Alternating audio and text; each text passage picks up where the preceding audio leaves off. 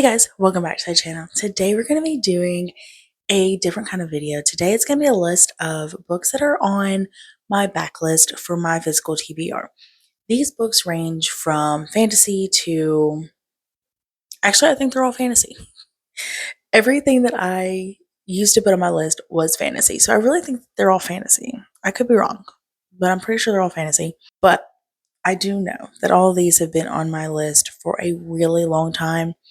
Probably since I started watching YouTube in like 2018, 2019, something like that. So they've been on here a really long time, and I don't know when I'm going to get to half of them, but I have started one of them very recently.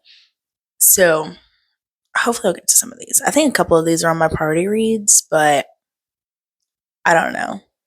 I hope so. But the first one on the list is one that I already started, and that is Unkindness of Magicians. This one I found so long ago. I think it was one of the first books that I put on my list from Murphy Napier. This was ages ago. This was her favorite book for a really long time. And I like ordered it like immediately and haven't touched it. It's just been on my shelf. So this one, we're following a lot of different people. This world is kind of like Portal fantasy, it seems, where we have this world where it's called the Unseen, and it's where the magicians live, and they're not like seen to like humans. Like the humans can't find them, and they're just kind of like there out in the middle of plain sight, but like mortals can't find them. Not mortals, humans. I don't know. You need to tell I'm a little bit off today. Sorry about that, but we're gonna press through. But so we're following a lot of different people. The way that the world works is you have these magicians, and they have this thing called the turning every year. And what that means is that the like person in charge is going to change. So they have to like battle it out to see who's going to be in charge for the next however long. This one, the turning is started like 13 years later after the last one, and they're all saying that that's super early. That's not usually how soon it is. It's usually a lot longer. And with the turning, the houses in the city, I guess it's like the prominent names, almost like Game of Thrones, where you have like your house names or whatever. Well, they each pick a champion, and it could be someone within their family. They could contract it out for a champion, whatever they want to do. But once they pick, that's it. So these champions battle it out for to see who wins the overall tournament, I guess you want to call it. I don't know. That's as far as I am. I don't really know a whole lot yet. I do know that the magic is very interesting because you kind of use spells and you use like your hands, but you don't have to use your hands, and it wears on your body, which I love. I love when magic wears on the body. I hate when it's just like easy and there's no consequences. I feel like it should have consequences. So I really like the fact that there's consequences. And we're following Sydney, who is a magician. We're following this lady Miranda, who's owner of a house. We're following this girl. I think her name was Parker, and she is in the she's not in the unseen world. She's completely human, and her best friend died from a magician, and so she's been searching for magicians. We're following all kinds of people, and we're getting them like quick. And so I don't know how everything's gonna like play out. I do know that Sydney is one who grew up in the shadow world, shadow house, whatever. I don't remember what it's called, but it's basically a house that uses shadows for magic, and they are owned by the dude who's like in charge of the unseen world right now. He like created it. And so Sydney was like trapped there, and it was like contract, and like she had to stay there, and she was basically like a slave.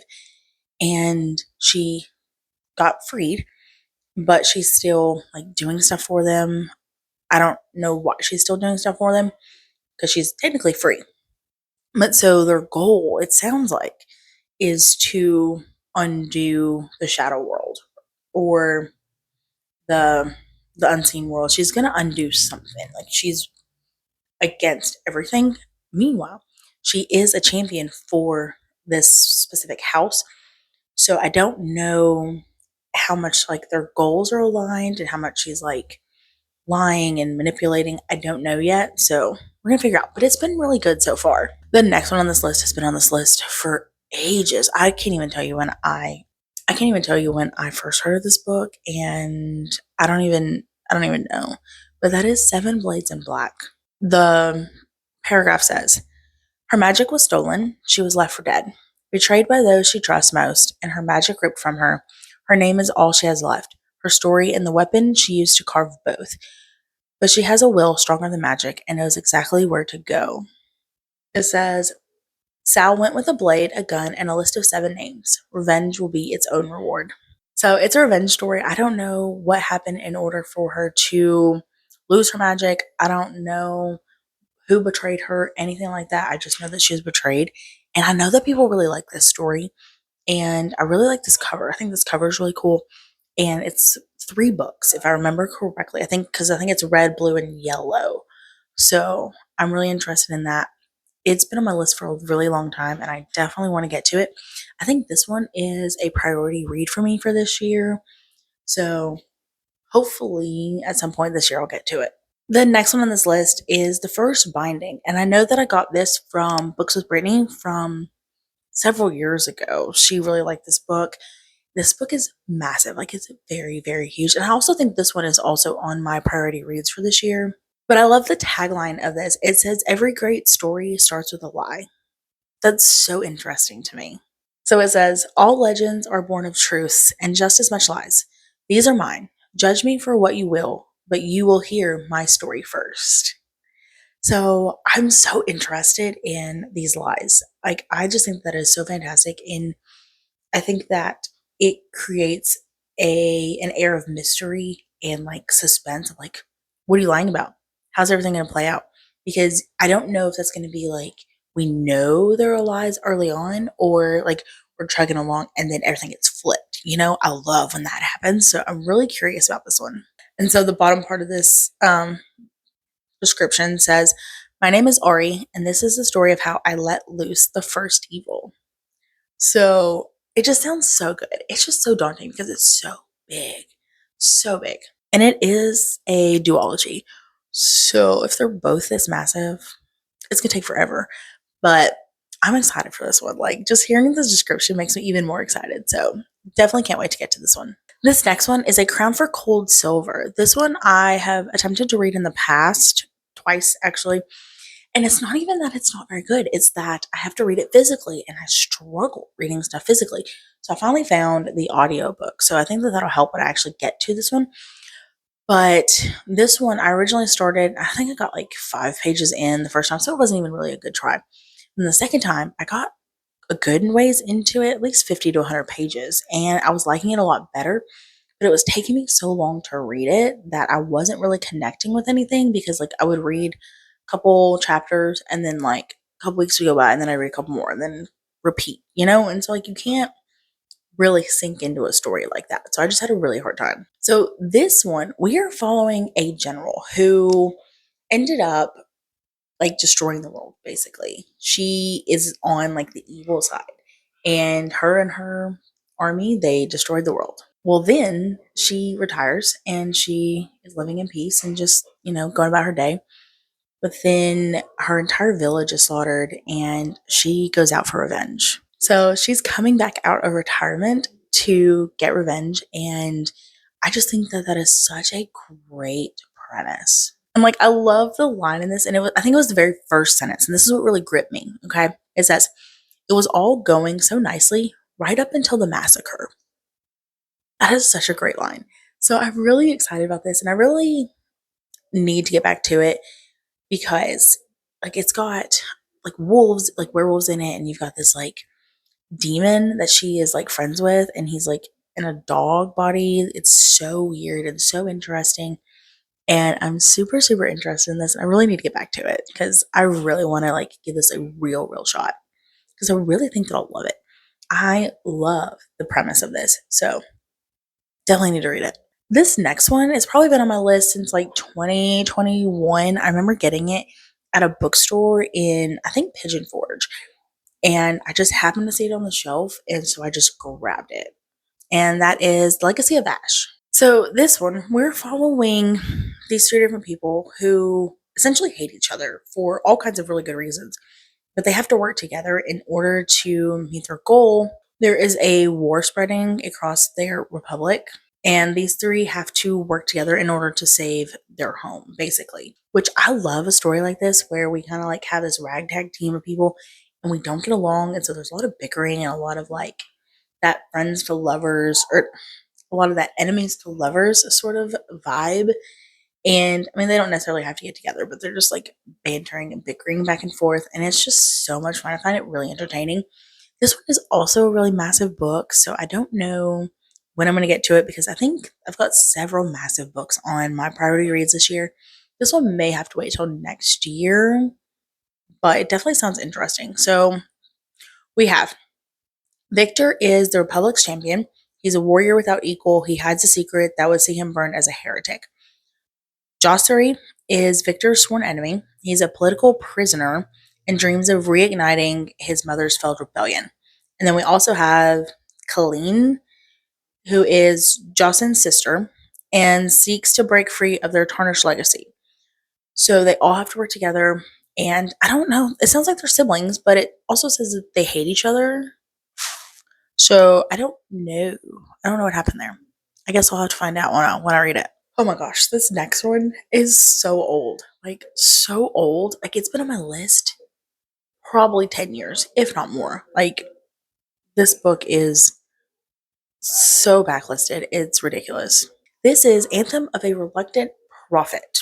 Now, there's a movie made of this, and one of them is like Anthem of a Reluctant Teenage Prophet, and then I don't know. But according to the book cover that I found, it is Anthem of a Reluctant Prophet. I always thought it was Anthem of a Reluctant Teenage Prophet, so I don't know. I do know it's the same book though. It says, when 17-year-old Luke predicts the death of his friend with freakish accuracy, his own life is suddenly and irrevocably altered as a result. So, I don't know anything else about this book. I just know that he prophesied about his friend's death and then everything kind of hits the fan, right? The reason why this has been on my list for so long is because I'm really interested in like the reluctant part of it. I just feel like that's going to be a lot of fun to read. This is a young adult, so I have no idea how I'm going to feel now. I think this has been on my list since maybe I was in high school. Like, it has been forever. And I really want to get to it because I also really want to watch the movie, but I really want to read the book first. So I really need to get to it. It's not super long and it's young adult, so it's probably going to fly through pretty quickly. I really hope I like it. This next one is also a priority read for me this year. It is Great Expectations. This one I have wanted to read since I was a child. Let me tell you why. There was a movie that I loved. It was an old Western. And this couple, they were talking about Great Expectations. And I've wanted to read it ever since. I don't know. I was young. Okay. So I don't know. But this one, we are following Pip. And Pip is a poor kid who ends up going to live with his aunt, who is like a lot more posh and high society. And he is having to deal with these new expectations of living high society and dealing with that world as a whole. So I don't know a whole lot about it. I do really struggle with like the old timey language, even with Charles Dickens. I tried to read Oliver Twist, and I really liked the story itself, but like the man goes on and on and on and on. Like, you'll have a whole page, and it's all just like one sentence. Like, boy, take a breath. So I don't know how I'm gonna do with this one. I've never tried to read it, so I'm hoping it goes a little bit better. And maybe one I need to read physically versus on audio. Maybe. I don't know. I may have to do both so that I can understand it. But I don't know. I really hope to love it. I really want to try classics more. So I really want to like classics, but I just struggle with the writing style and I struggle with the wording of everything. I just get so lost. So I don't know. It may not be great for me, but it'll be a good challenge. Oh my gosh, this next one has been on here forever. Forever, forever. It is Wizard's First Rule by Terry Goodkind. This one is a epic fantasy, as far as I know. I don't know a whole lot about it.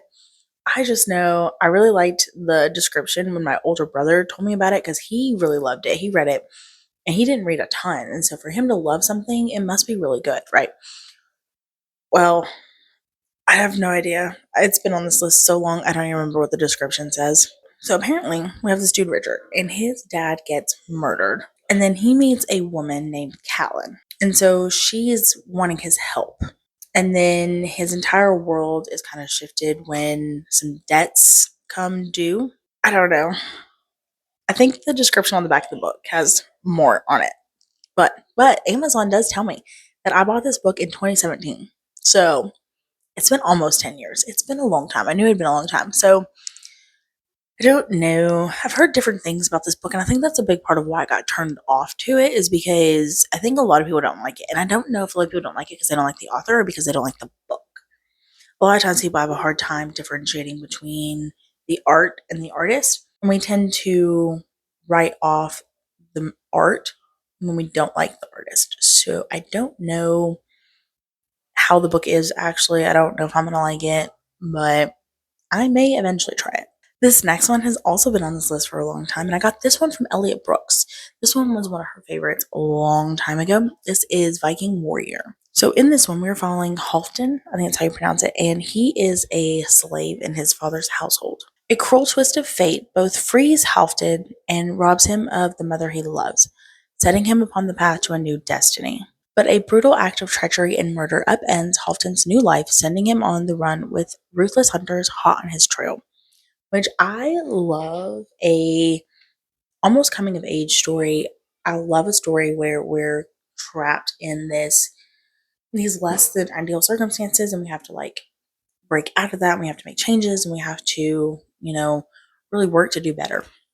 And I really get that vibe for this, and I love Vikings. Oh my gosh, love Vikings. So definitely want to get to this one. I don't know when I'll get to this one. This one may also be next year, but it's definitely something that I really want to read. And then the last one on this list is The Red Knight. This one has been on my list for a long time too. I don't even know how long I've had this book. I've definitely had a long time. But one of the descriptors said that if you love Mark Lawrence, John Gwynne, Brian McCullen, you're gonna love this. So I love John Gwynne. John Gwynne's one of my favorites. So I really think that I have a good chance of really enjoying this because it's about knights, and I just love knights. I don't know what it is, but like I don't want to read a war about guns. I want to read wars with like swords and battle axes, I don't know. So for this one, we have the Red Knight, and apparently he is leading these mercenaries trying to protect this what's it called? An abbey, like a nunnery. And there are monsters and all these things that are like attacking, and he's like, okay, that's fine, that's whatever. But then I guess it turns into some sort of war, or maybe he thought it was just a job and it was going to be a war and they didn't like tell him that. I don't know. But I really enjoy like mercenary type stories. I love knights. So definitely want to read this one. I don't know anything else about it. But if you like knights, then maybe you'll like this one too. Okay, guys, so that is my list of backlisted books. These are just some of the books that are on my physical TBR. These are just a small piece of the books that I need to read if I want to get my TBR down to 0.